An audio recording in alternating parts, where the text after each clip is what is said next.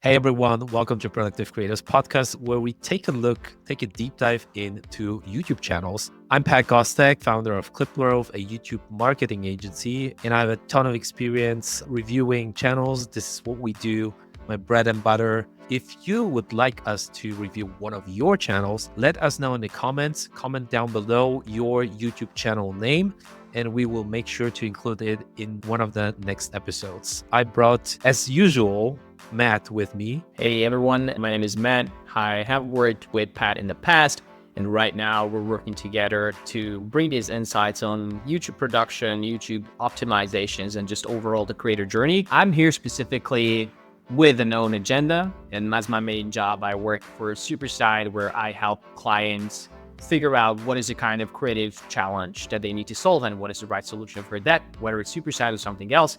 And on the side, I do have my own YouTube channel right now where I'm myself trying to implement all those tips that we're going to be touching on with Pat, from branding to technicalities, setup, SEO, and everything. So that's what you can expect from my end. Today, we are reviewing two channels. This is the first one. Let us start with performance medicine as a channel. So what we typically have a look at when we review channels like this one is overall branding of the channel, consistency with the content, the niche, and so on and so forth. So for this channel, I have a couple of thoughts. In terms of branding, this is already well positioned. Performance medicine, we have a tagline with for optimal health. What I have an issue with is like one thing, if we look at the channel from top to bottom, is the channel icon. It says stay educated, stay healthy, which is nice if you look at the channel directly, right? However, if you search the content on YouTube, or if a content anywhere on YouTube is being looked at, the channel icon is way too small to even be able to read educated and stay healthy. For example, I did a search for one of the videos already, and you can see the icon you can see that there's text there. However, like you cannot really comprehend what the text says here. Right. So the icon is way too small. And instead of having random text here that is like very small and pixelated, I'd rather have them kind of like the icon itself, which is recognizable. Even better would be maybe a face, like someone who's recurring. So on this specific channel, I think Dr. Tom Rogers is a freaking person. But as far as I understand the niche and the channel's overall content strategy, we have multiple hosts here, which is fine. That's why it's okay to also have like the icon as the channel avatar. Anything to add on to that, Matt? No, not really. From my end, like just the overall look of it, look and feel. I understand, where the doctor is coming from, where his team is coming from, is consistent overall. But to me, yeah, it's a bit overloaded in terms of like visuals and aesthetics. YouTube typically works best with lean thumbnails that are really just one or two words, whereas these branded elements are kind of distracting the attention. So that's my first impression. Yeah, I was about to say that as well, because if we think about YouTube videos, we want to sell the idea of watching the video. So this is what I remember our clients of, is that once we have like our niche defined, then we have to sell like the idea of every individual video. Overall, for those videos, I definitely agree with you that they are overcrowded. It's all over the place in terms of branding. We have explained this, which seems to be a series. And then we have the logo itself. We have the person's name here. And I think that's definitely too much information for anyone. So what's good on this channel is that the niche is defined. We have topics that are trendy, like GLP-1 medications, for example.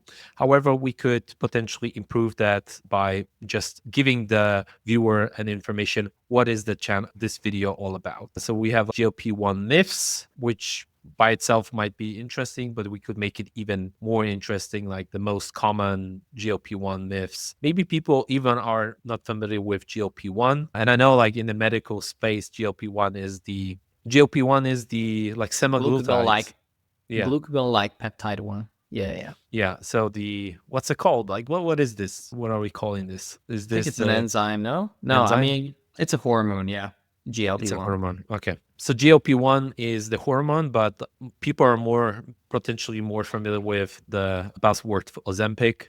We can mention GLP-1 in the title, for example, but then like maybe the dangers of weight control Ozempic, weight control medication Ozempic, for example. But that's one thing. What I definitely noticed is once we click on the video itself, I noticed that in the beginning we have quite a long intro logo.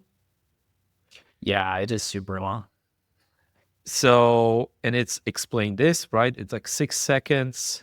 And then we have the medical disclaimer, which is fine if you really need that. But I think the medical disclaimer could be also said in the beginning of the intro, potentially before we give them the information. I think it's too early to give this medical disclaimer here. Instead, I would start with an intro that is like scroll stopping, very incentivizing, a hook incentivizing the episode.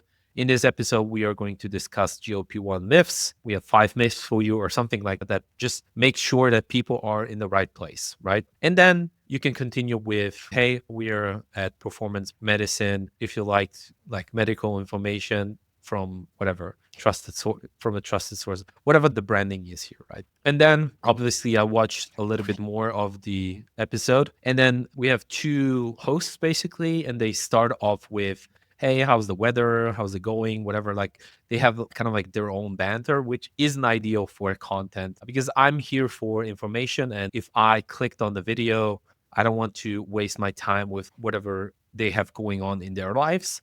Yeah. So that's that's kind of like my opinion on that. And yeah, Essentially, you don't really have time to figure out, like, in these first few minutes, whether you want to listen to a 21-minute conversation because you just yet don't know what you're going to take away from this conversation. And so even though the title speaks to that a little, honestly, I do have sort of like a podcast red flag on YouTube. It may be just my generation, but just from like a cover image, I can confidently tell that it's going to be a podcast, right? And then I see the 21-minute mark next to yeah, it. And I'm yeah. like, I'm not going to click, right? Because it does feel like it's going to be a podcast. And if it's so obviously packaged that way, I think it can turn in with viewers unless you already have a large following who have been following you, I don't know, on Apple Podcasts, on Spotify, and they just find you on YouTube as well. Or if it's really good, well incentivized. If I'm like, it really depends on the state of mind of the viewer, right? Because if you potentially prefer shorter videos, right, but maybe there's like this need of knowing more about GLP-1 medication. So if I'm in research mode, right, and I see GLP-1 myths, right, and I want to really explore this topic, I might even tune into GLP medication. Obviously, I will choose shorter videos first. But if I want to do like an in-depth research, I want to really dive deeper in this conversation of GLP-1 medication. However, like as I said, the first 15 seconds don't really sell me the idea, and then they continue their banter on like generally like how's it going and everything. That's kind of like not I don't feel that they address the overall topic well enough for me to stay. I'd rather click on something that is kind of like maybe in the suggested area here, right? You can clearly see that we have, let's say, also like a 22. That's actually not related to that, but let me see. There is one with like Brian Johnson, an hour, 41 minutes. Yeah, we have, for example, like, yeah, exactly.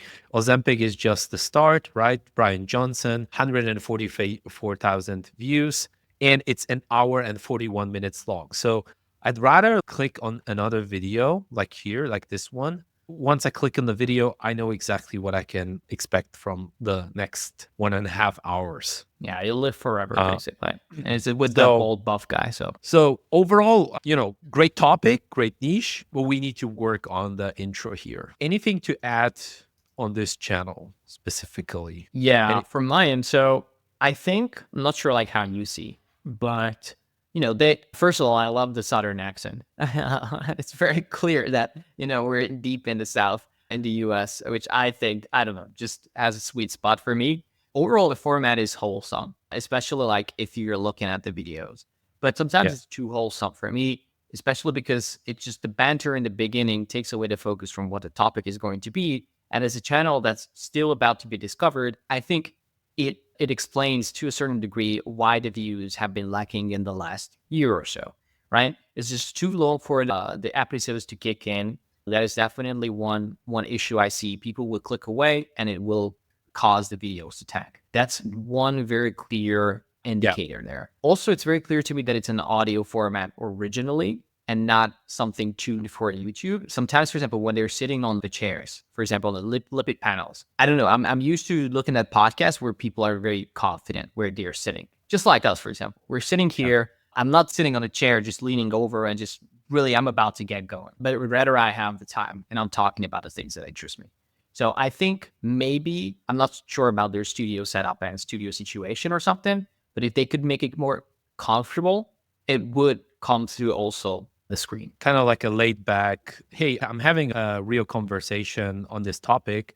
However, I'm discussing it together comfortably instead of being like very stiff in front of the camera. Yeah. And also, if you look at like what performed best on this channel in the past, it is very clear that it was a super niche channel focusing on like these very niche things like methylene blue. Okay, taurine is Yeah. not that much that way, but fenbendazole, artemisinin, these are like very Yeah. random things overall. And it showed that the channel thrived when this was the focus. And probably when they switched into the more generic medical topics, it's diluted the content and how YouTube looks at the channel and how it understands what this channel is about. So honestly, like a year ago, having more than 400K views versus today uploading consistently, they have a few hundred views. I think it's a very big drop. And Yeah. there should be a question raised in like, how can we reproduce this kind of success and what was the reason for that success? Yeah. So I have actually a lot to say about this and the previous thing that you've mentioned about the focus on the different topics. We have clearly topics that can be researched. So if I heard about methylene blue on a podcast, I will go ahead and research this topic, and potentially I will find this very topic in top of my results, right? And so they kind of like had the idea of discussing those individual, like very niche, as you mentioned, substances, let's call it like that. But at some point they ran out of those substances to discuss. What can you discuss even more about this, right? You can do a part 2, you can discuss it another time, which isn't a bad idea overall, because maybe there's new research about a certain substance after a year. So whatever works for them, I would just continue repeating it, keep creating new content on that topic. However, with an updated mindset. But you can only do methylene blue like once a quarter, maybe, right? Yeah. Yeah. But if it works for you, I would say it's easy to replicate. It's easy to add maybe additional information about that. That's a good strategy for this channel. But for the newer content, so this one is very specific and can be kind of like, if I'm in the research phase of this substance, right? I will watch this and I will potentially find it in the search results. But for those topics that are more like overall discussing it here, kind of like discussions. So we have to consider one thing, because we have a drop in views. What got them there with the old content is probably not the right strategy for the new content with more people in it, right? They potentially have a lot of views from existing content, which is great, but they have to like reconsider how they position their content right now. And we have to also think in terms of why are people choosing to watch content? 80% of views from content like this will potentially be from browse, meaning that they have absolutely no context of what the channel is all about. They have never heard about the channel. So we clearly have to give them an incentive once they click on the video to continue watching the video. And this is what I explained here. Obviously, this is like just a very brief overview of the channel. But that's it in terms of what I have to say about this channel. Yeah. Can we go Yeah. over One quick to question. Do you want Yeah, to, or like I have a question to you here? Like, absolutely. Yeah. we're talking about a lot.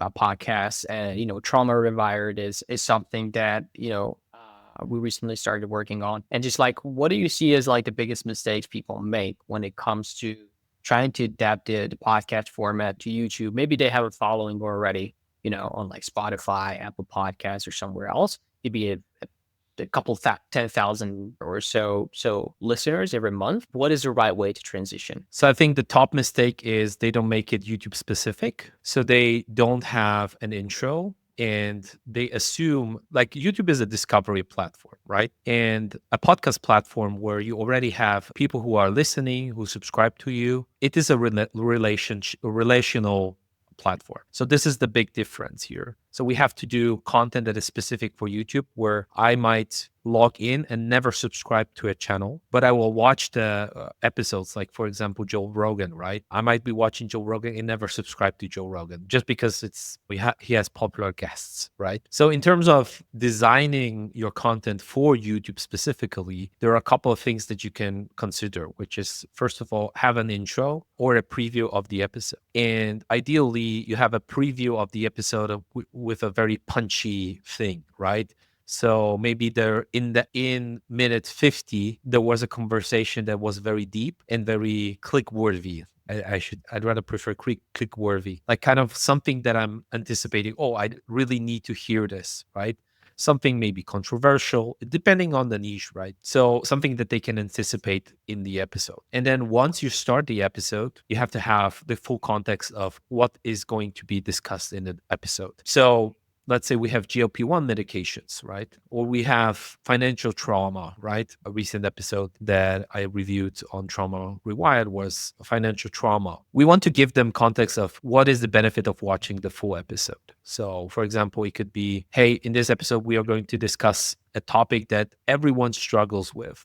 Even though you have financial security because you've built your career and you have job security, but you still might struggle because of some trauma from childhood. So this could be a good intro to introduce the topic. And I feel then, okay, this is something for me because maybe I have that. Like I feel like financially insecure, even though I know for a fact, like I have financial stability, but even though I still struggle with spending money on something that might be a luxury or something that I really want, but I don't want to spend money on. So this would be my long-winded answer to your question.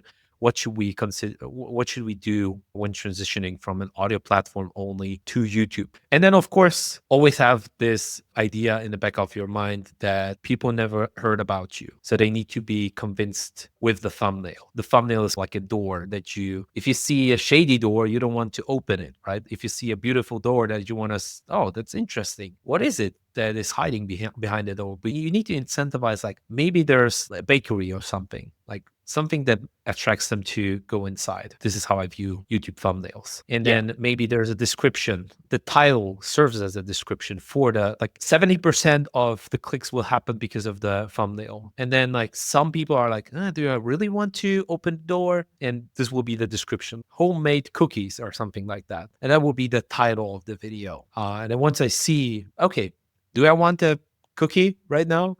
A homemade cookie? Sounds good. I'm opening the door, right? All right, we have another channel.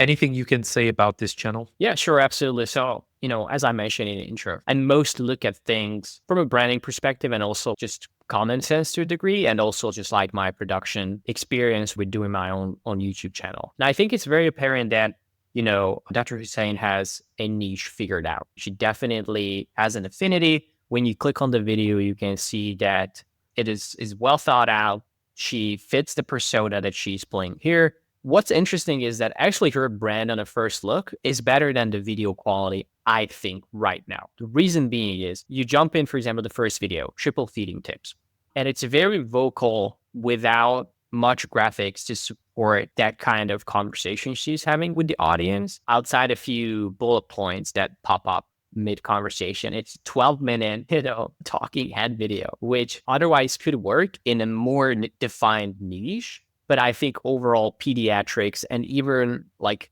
mom tips and all this kind of topic has very well fleshed out content in YouTube.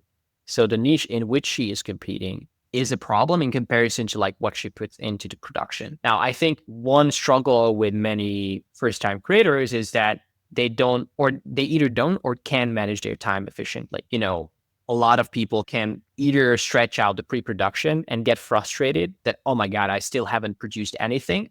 And then they jump into so that they can produce something finally. And then they do the post-production, which also they don't want it to take too much time. And it sort of like becomes that drawing with the horse, you know, Yeah. the initial 80% of the horse is very well drawn and the rest 20% is crap. And I think for her, it's very tricky because she's a doctor, she's a mom, she probably has a ton of other things, and she also needs to create content. So for her, I think probably to continue producing content, time is of the essence. And it's Yeah. the biggest hurdle I would probably suspect she has. Yeah. I mean, one thing that what I agree with you is I really like the branding. You can see also the development, like compared to older content, right? So you can see kind of like it changed over time, but now she kind of like figured out the colors that she wants to go with, the blue. What I would definitely change here is, you know, obviously she's branding her channel in the thumbnail, right? We have like pediatrician explains, and it always starts like pediatrician explains, pediatrician answers. So that's kind of like what she's trying to do, but this isn't the place to brand the topic, right? What she can do is in the video explain, hey, I'm a pediatrician and I'm discussing topics like breastfeeding or caring for your newborn or whatever, breastfeeding in general, marijuana and breastfeeding, whatever the topic is, right? So she should convince, again, the door analogy, I need to be able to recognize, okay, this video is for me. I'm a mother, I'm a young mother, and I want to watch the type of content, and the thumbnail needs to convince me to click on the video and then watch the full episode. And what she does is like, it's really wholesome, like how she creates the content. Like she starts off like, hey, I'm Amna Hussein. I'm Dr.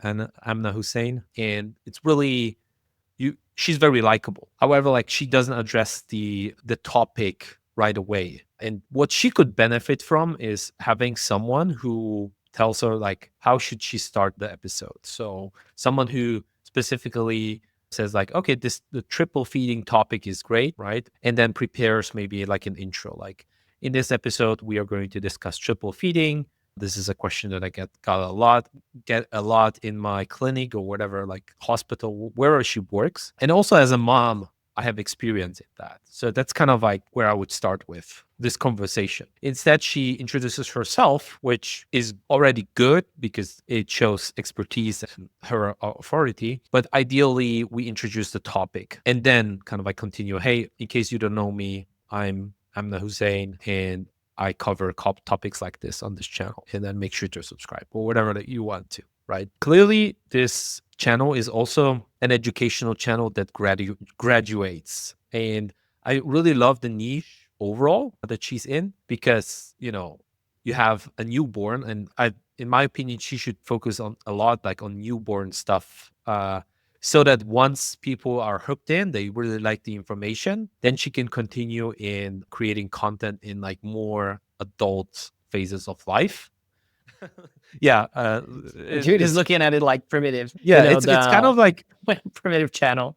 yeah, I mean, it's kind of like, you know, Bob Ross, right? You Yeah. start drawing and then you really want to explore different techniques, and you just watch this guy because he's interesting, right? And the same happens here, right? No, I've been And you can cheering on, the primitive technology channel, the OG one, for the guy to progress into Bronze Age. You have that channel, no? Where the guy, I'm without not saying a sure. single word, he is the OG primitive technology channel. He's like 12, 13 Okay. million. He doesn't say a single word. It's only like subtitles explaining what he's doing, but he never said a single word. And he is doing like authentic stuff in Australia. And, I've been Yeah. cheering. I've been a huge nerd, playing with Age of Empires and stuff. And I've been like, when is this guy going to advance to Bronze Age and then Iron Age and stuff? And it's just like, it's never happening because there's just so much stuff to do.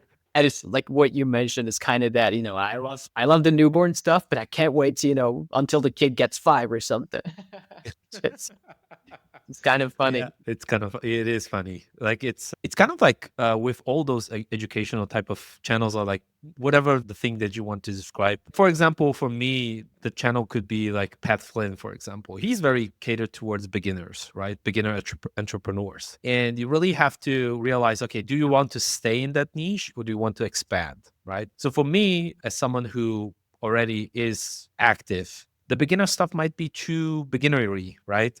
And at some point, I want to explore other channels. And this is kind of like the graduation type of issue that I have that we can potentially have with channels like that, where it's like, but yeah, at some point, like the breastfeeding mother will have teenager issues and maybe she will turn to her. Maybe there's another channel that she can create like specifically on that, but definitely she will be like the authority that she will get a lot of views from people who trust her. From a branding perspective, I have one thing to add here, which I think would actually make the channel better. So as a doctor, if you just put your name, and I would say Dr. Matt Maitan on YouTube, while it tells people that I may or may not be a doctor, because you can be a chiropractor and stuff like that, adding what your specialty is, I think it can help bring in views. So if I were to see Dr. Amna Hussein post a video or something, if I see that she's a pediatrician or somebody who shares mom tips, I would know immediately whether I'm the right audience for this particular video. So I think in her case, it actually could help if it would say Dr. Amna Hussein, pediatric tips, or like tips for newborns. I don't know. But just overall for the branding, it wouldn't change too much away from the fact that she's a doctor, but it would add depth and like clarity. Yeah, I think generally it can help if you state that. Just would be careful with how long the name is. It needs to be very punchy, right? Maybe pediatrics, positive pediatrics, or something like that is brandable that I can remember, right? So that will be. But at the same time, yeah, I think one thing, if we add that, so it definitely limits us in terms of niche. So as long as we want to stay in the pediatrician niche, that's okay. But if we want to expand at some point, I think you can't go wrong with just Dr. Amna Hussein, right? And then, yeah, I think what I really like is the, avatar, obviously, she's smiling. And yeah, generally, like the topics are really great, but I would definitely work on how she structures the video in the beginning and then how she leads into the topic. And then if I would just comment thumbnails itself, you can see pediatrician explains, which is nice, but I would be rather interested in having the triple feeding tips bigger on the thumbnail to explain like this is the topic of the video. Or I can make it even more interesting by explaining, triple feeding tips for mothers who, struggle with like whatever the topic is of the video. Yeah, visually it could be much clearer. Even the pediatrician explains or pediatrician answers. What's interesting, I think, on the channel is like the difference between the long format content and the short format content. I think the short format content is a bit out of place for me sometimes because she has this kind of funny content where she's doing these, not duets, but, voiceovers and she's just acting things out. If she doesn't have as much time to create long format content, I think dialing down on like actual tips and like the professional part of what she does, just simply in a shorter format, I think that's great. I think the funny version is a bit confusing because if people like the funny content, they will probably not like the long format content and vice versa probably. So I think it confuses somewhat the channel's purpose and like what she wants to do with the channel overall. Yeah, I mean, if we think of YouTube Shorts similar to TikTok or any other platform that has like a for you section, right? I will be kind of like interested in this type of topic for the entertainment, but not for the information. So as you mentioned, it might dilute a little bit the brand here, right? But obviously YouTube Shorts can get you a lot of views and a lot of exposure. That might percentage-wise, maybe like 10% or something, will translate into people who are actually viewing this. But maybe, I'm not sure exactly what the content is. I haven't watched everything, but if she adds value as a pediatrician, I can say, then it's you can check out the first video. It's very different. Or the top video she had. So yeah, so if it's like,